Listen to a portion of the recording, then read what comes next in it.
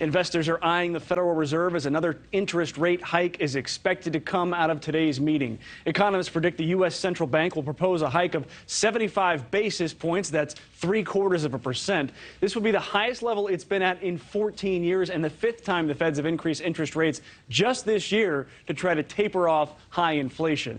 Today's meeting of the Federal Open Market Committee comes 1 week after August inflation data showed that inflation rose 0.1% from July to August.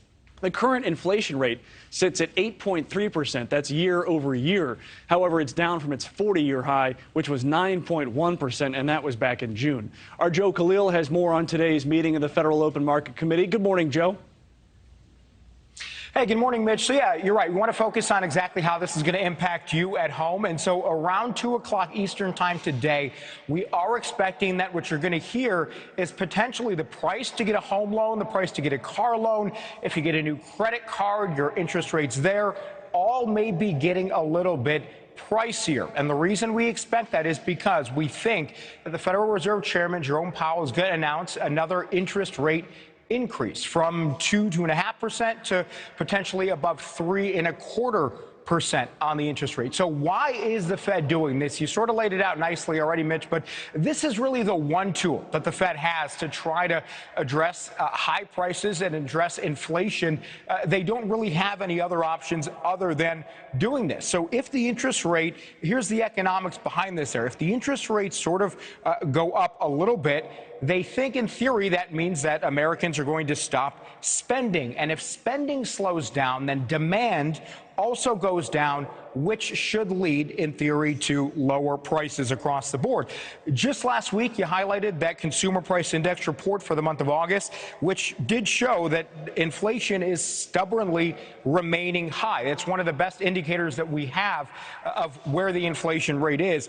So this move is meant to address that, but it could also turn out to be a double-edged sword. If the Fed continues to increase rates even beyond today and into the next couple of months, that does risk slowing down spending so much that it could potentially kick the U.S.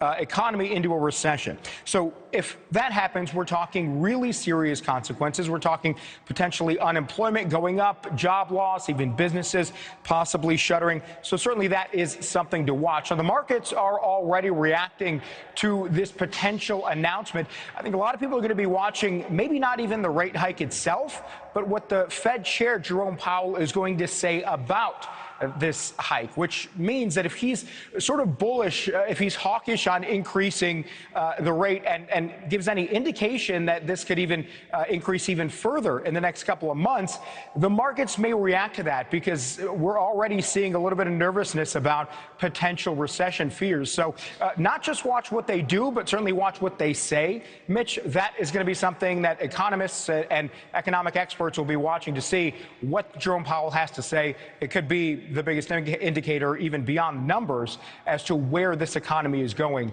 in the near term.